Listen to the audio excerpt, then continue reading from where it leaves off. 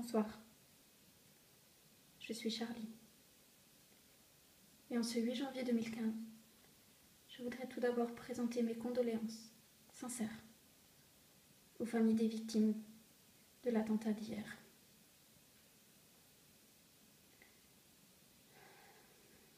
Je voulais aussi exprimer une pensée à toutes ces personnes qui ont assisté de près, comme de loin, à cet attentat et qui, j'en suis sûre, seront marqués à vie. Par cet attentat, ces extrémistes n'ont pas seulement porté atteinte à notre République ou à notre liberté et droit d'expression. Ils ont tué des hommes, ils ont tué des femmes, ils ont tué des oncles, des tantes, des amis, des conjoints, des conjointes, des collègues, des papas, des mamans. Ils ont tué des êtres humains.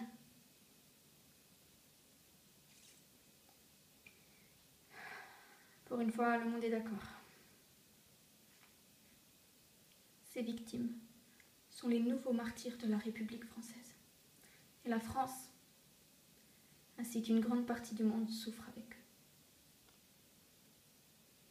Une réaction justifiée. J'ai cependant une question. Pourquoi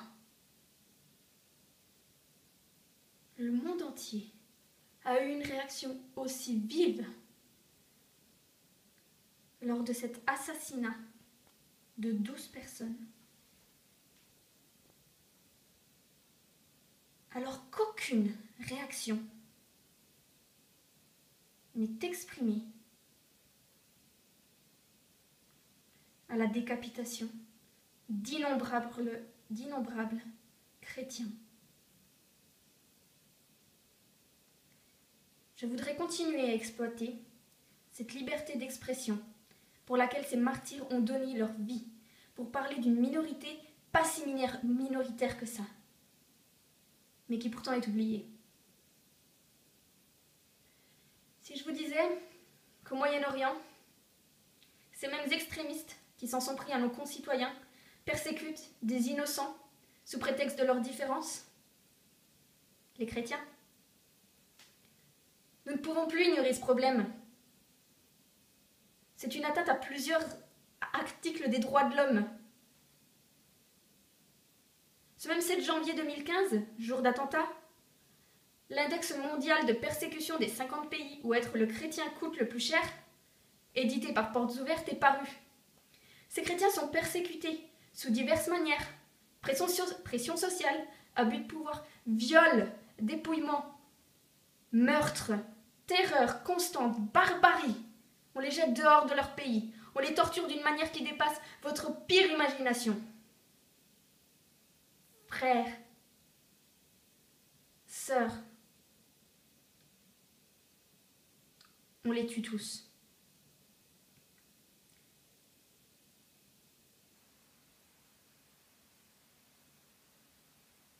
Je suis Charlie. Nous sommes Charlie.